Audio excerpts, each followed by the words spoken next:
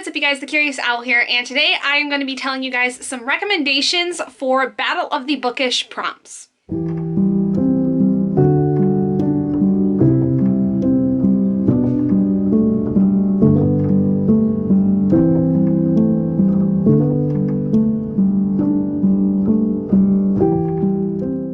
So if you guys are not aware, Battle of the Bookish is a readathon that I host with some friends that happens every January and June, and it's a month-long readathon that I can leave information for in the description. I will link you guys to the announcement video if you have not watched it. This video specifically will be going over recommendations for the team prompts, as we have 3 sets of teams, and each team has 5 prompts that they can complete, and if they complete all of those prompts, they then get to basically jump to another team's prompts. So we're going to go over all of the different teams, and I'm going to give 2 recommendations per prompt. So first and foremost, we're going to start with my team, which is Team Middle-earth. Our theme for this round is literary universes, and my favorite literary universe is the Middle-earth universe. If you guys don't know, I am a huge Tolkien fan. I love Lord of the Rings. It is one of my most favorite fantasy stories ever, and I couldn't not pick this one when it came to this theme. So we have 5 prompts, like I said, per team, and the first prompt that I have is Frodo, which is basically to read a book involving a hero's journey. Now, I couldn't do this without thinking about my favorite book of all time, The Hobbit by J.R.R. Tolkien. I could not do these prompts without thinking of this first when it comes to the hero's journey, because if you're not familiar, the hero's journey basically indicates a type of story where you have a main character who goes off on a quest to either find something or stop something from happening, or basically do something by the end of that book, and then the end of the book usually involves them either succeeding or failing, depending on how the story goes, and either then getting extended into another book or ultimately saving the day. Now, when I thought about this too, I couldn't not think about the Wheel of Time series by Robert Jordan, because both of these authors were very much working around the same time. Jordan actually was very massively inspired by Tolkien, and a lot of the elements that you see in the Wheel of Time are very much inspired in terms of the Trollocs are inspired by the orcs, and several of the characters involved in this are inspired, I think, in some way by characters from the Lord of the Rings series and The Hobbit. So I couldn't think about this without thinking about these 2 books and these 2 worlds that are involved in fantasy. Next, we have the One Ring, which is to basically pick a book that has a magical object in it. Now, this can extend to things that I think are like conduits of a sort, so it doesn't have to be something that by itself holds power. It could also be something that basically you use as a way to send your magic through, so like a wand, for instance. For this one, I would recommend Mistborn by Brandon Sanderson. The magical object involved in this is this kind of magic called allomancy, which involves a person ingesting certain metals, so therefore the person basically uses the metals as a way to kind of gain, in a sense, like a power or an ability, and they burn that in order to then use the magic that they need involved in this world. Also for this, I am recommending Bleach Volume 1 by Tite Kubo, because in this story we have a character who basically ends up having to be a reaper of souls, in a sense, and so he has a object that he uses to fight with. It kind of works as a magical object because it's a weapon, and it is something that allows him to then be able to take down the souls and send them on their way. Next prompt for Middle-earth we have is Gandalf, which is to read a book that involves a mentor character. For this, I am actually recommending The Black Flamingo by Dean Atta. This is a YA contemporary that is told in verse, and it's a story about a young mixed man who basically comes into his identity as being gay, and then as he's going through college decides he's going to become a drag queen, and in the process of becoming a drag queen, he has a mentor who is very influential, I think, in helping him understand what his identity is. It's somebody that basically runs the community that there is at his college, and so that's why I would recommend this one for that particular purpose. And then also for mentor, I would say Beautiful Creatures, because there are a plethora of characters I would consider mentors. You have Amma, you have Macon, you have Marion. They are like the top 3. You also, in some ways, have Ethan's mother as a very influential character, even though you know she's dead at the very beginning of this series. But I feel like that there's at least 3 really strong mentor characters that are incredibly influential on the characters in this series, that I think that this is a great place to look for those kinds of characters. Next, we have Samwise Gamgee. This is to read a book with an adorable side character. This I would recommend Renegades, especially if you are a fan of kind of the dopey, goofy side characters, because I adore Oscar in this book so much, and before anybody asks, no, we did not name our puppy after this character. It just was very coincidental, but Oscar in this story is absolutely hilarious. I love him so much. He is like that perfect, like, comedic relief in a lot of the real nasty things that happen in this series, and I can't not smile to think about him because he's just one of my favorite side characters of all time. So kind of in that same vein, we have Eve from Glass Houses by Rachel Kane. This is the first book in the Morganville Vampire series.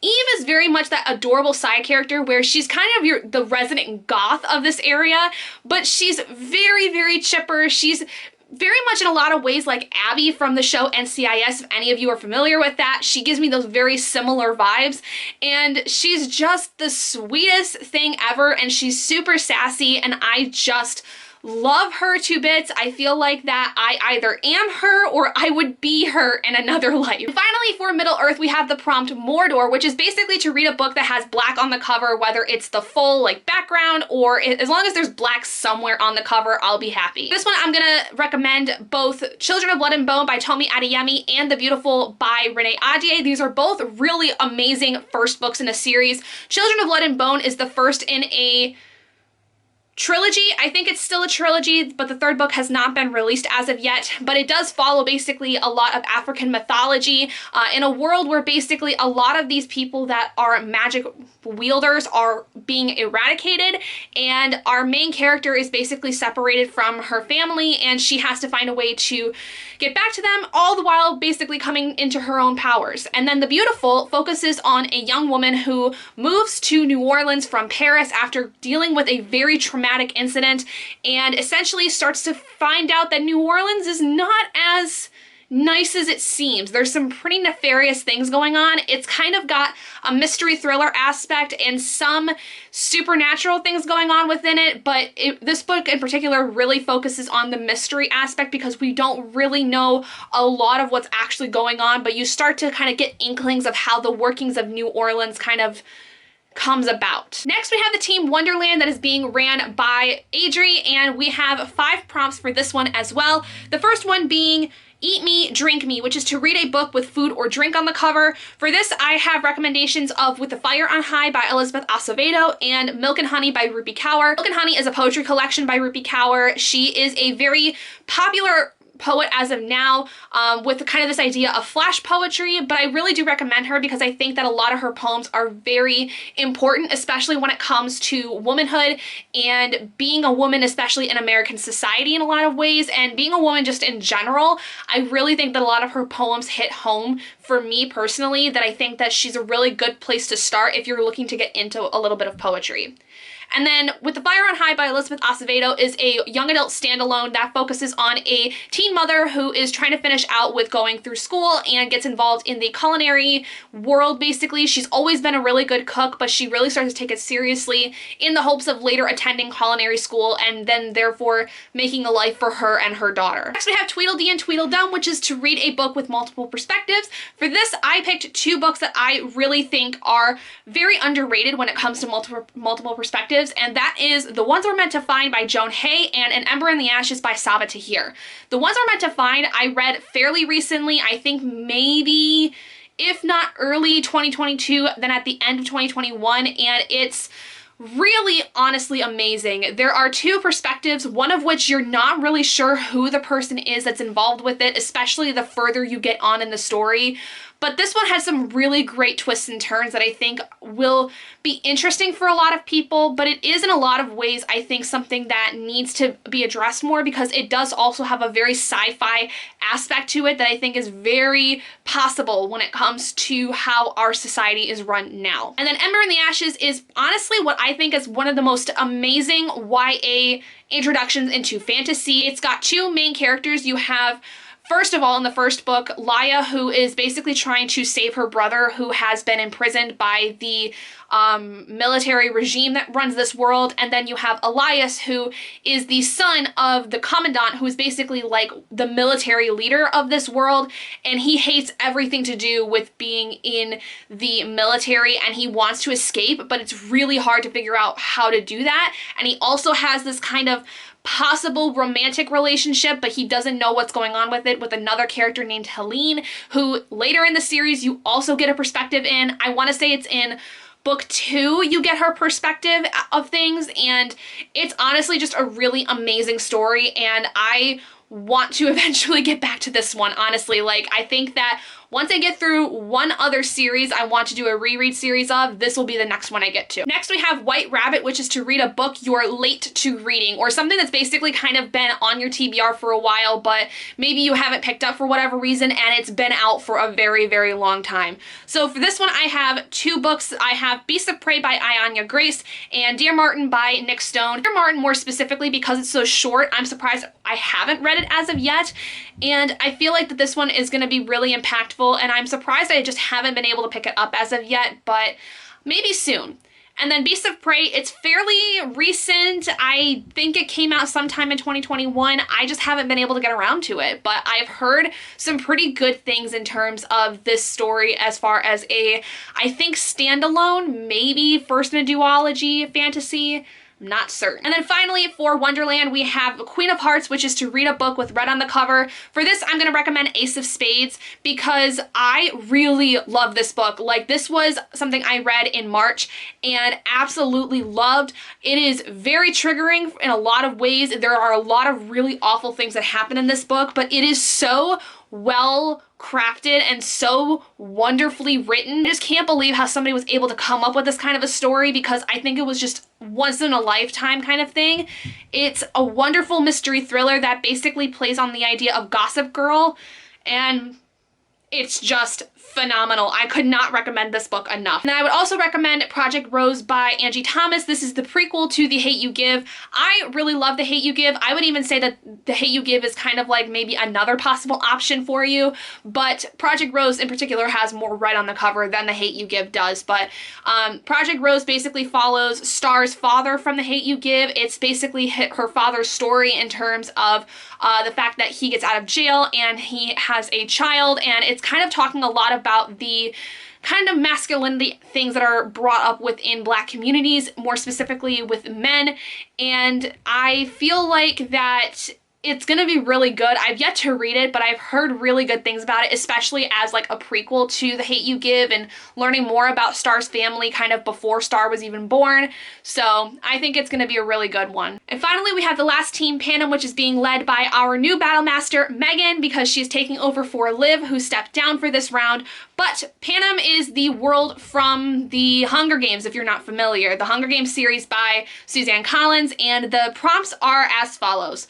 First, we have the capital, which represents excess of greed. Read a book that either has gold on the cover or the word gilded in the title. For this, I picked Arusha and the End of Time by Mashani Chaksky. This is a middle grade Pandava Brothers mythology kind of gender bent story where essentially it's part of the Rick Riordan Presents imprint, where a lot of the stories are based in different cultures' mythologies and usually involve either gender bending or essentially having stories where characters are the reincarnation of certain gods within the mythology and they have to go on adventures. I just love this book so much, and it has gold on the cover of it, and it's honestly like one of my most favorite middle grade series I think I've ever read. And then the second book I have is The Gilded Ones by Namina Fora. Now this one I've not read, but I have heard through my friend Princess at Castle Library that this is an amazing story, and I do have the Kindle version of this, so hopefully eventually I can get to this one, but I've heard nothing but good things about this. Next we have District 3, which is based in technology. This is to read a book that has futuristic technology. Now for this one, I picked Illuminae by Amy Kaufman and Jay Kristoff because I think that for a lot of people, this is a really good start into getting into sci-fi. It's a futuristic story that's told through a whole dossier of documents and chat messages and things of that nature, and it is basically a story about how a big corporation in space tries to eliminate different planets, and there's people who are involved in the escaping of the citizens who basically are trying to survive and then ultimately bring down that corporation. Also for this, I would pick Wilder Girls by Rory Power because this one in particular, it's not so much the technology, but it is set futuristically where there is a kind of virus, and it's all placed on this island where there's this school of girls that is on this island. I don't know exactly if it's a boarding school, but basically all these girls on this island end up getting sick with this virus, and they don't know how it started, they don't know where it came from, but they are hell-bent on trying to survive, and it does cause them to mutate. So some people grow like extra limbs, some people kind of are very disfigured. So there is some kind of mutation involved, which I would basically lump into that idea of sci-fi, because there's very strange medical things going on within this that I think would be really interesting, but it's not so sci-fi where like you can't really grasp what's going on. Again, it's placed on Earth and it's placed on kind of an island away from civilization, so it kind of also has that very isolating factor like there is in space. Next we have District 12, which is This Book is on Fire. Read a book that has a cover of flames. Now for this I picked Firestarter by Stephen King because honestly it's got flames on the cover and it's all about a girl who has pyrokinetic powers, so it's actually pretty good. I liked it a lot, and I know that there's a reboot of the movie starring Zac Efron that's coming out here very, very soon, which I'm excited to see. I would like to maybe be able to watch that, but we'll see if that ever happens. And then I also have A Slow Fire Burning by Paula Hawkins. I have read Paula Hawkins' two other books. This is her newest one, and I feel like I'm really gonna like this one because I really, really enjoyed both of her other ones, and so I just feel like this is gonna be just as good, if not better. Next we have District 4, which is Annie and Finnick. Read a romance novel based on an unlikely match. Now for this one I have Red, White, and Royal Blue by Casey McQuiston, mostly because this is kind of an enemies to lovers kind of story, and this basically follows the crown prince of the royal family in England and the son of the president of the United States, and their kind of hatred to, like I said, relationship. It is so sweet. I really liked a lot of what the story kind of had done, and I just found it to be very, very fun to read. And then in the same vein with Enemies to Lovers, we have The Hating Game by Sally Thorne, which is one of my favorite stories of all time. I'm actually going to be rereading it soon for the third time because I just have not been able to get this story out of my head for months now. And this basically also, again, like I said, is Enemies to Lovers involving two characters who work for the same company, who are vying for the same position. And you start to see that there's a little bit more to what's actually going on between the two of them than either of them are kind of willing to admit. And it's just, it always like makes me feel so warm and fuzzy on the inside to think of this book. So I'm excited to be able to reread this one here really soon. And then finally, the last prompt for Panum is District 7, Lumber. Read a book that is set in the woods. Now, this one was really, really tough for me to come up with something because honestly, I don't think I have very many books that I would recommend that are placed in the woods. But the two I was able to think of do basically use the woods to some extent, either as kind of an isolating factor, or there are scenes that are very particularly placed in the woods for a kind of purpose. So for the purpose of being in the woods and kind of having an actual real need for it, I'm gonna go with The Jumbies by Tracy Baptiste. This is the first book in a middle grade trilogy, and I've only read the first book, but this is based in a lot of kind of Haitian Caribbean mythology, and the story really takes place where this young girl goes into the woods with some friends and basically wakens a demon of some kind. This one was kind of a miss for me in terms of the story, but I liked it enough to want to keep going. But basically, like, they go into the woods, wake something up, and all hell breaks loose from there. And then also I have Gallant by Victoria Schwab. This one is a more recent read of mine, and I really enjoyed this. And this one is more so the isolating factor, like I said, because there is basically this mansion hidden away kind of in a wooded area where this family has kind of been holed up for years, and the story opens up on a young girl who's an orphan, and she gets a letter basically from supposedly somebody in her family saying that she needs to go to this manor called Gallant and basically come to some family. But she also has a note from her mother's journal saying that she should never go to this manor. So there's this whole kind of mystery surrounding around the manor, what exactly had happened to Olivia's parents, and there's so many things that I think are really fun about this. But I think, like I said, for the more isolating factor of a manor in the woods that nobody really knows how to get to, this would be perfect for being placed in the woods. Also, there's a maze in there, so that's even more appealing, I think, to that kind of a prompt. So those are all the books that I'm going to be recommending for you guys today. If you guys have any other suggestions for these prompts, please feel free to leave them in the comments below, because there's going to be a lot of people who are going to be needing recommendations for these prompts, so I would really appreciate if any of you guys have more. Otherwise, you guys can also come join us in the Discord, and we will hopefully have some discussions about what could be really good recommendations for everybody, because we always get people that are trying to figure out what to do for their TBRs, and they don't know what to pick, and And so everyone's like super awesome about being able to recommend stuff that is very easily accessible and very interesting for everybody else. Thank you all so much for joining me. Again, if you would like to join the readathon, all the information will be down in the description for you guys to go check it out. But we're getting close to the readathon and I'm super, super excited. So I hope you guys are too. If you guys did enjoy it, please do give it a big thumbs up. And if you haven't already and you'd like to be and would like to see more content like this, go ahead, hit that button down below and subscribe to become an owlet in our flock. And I will see all of you guys in my next video. Bye guys.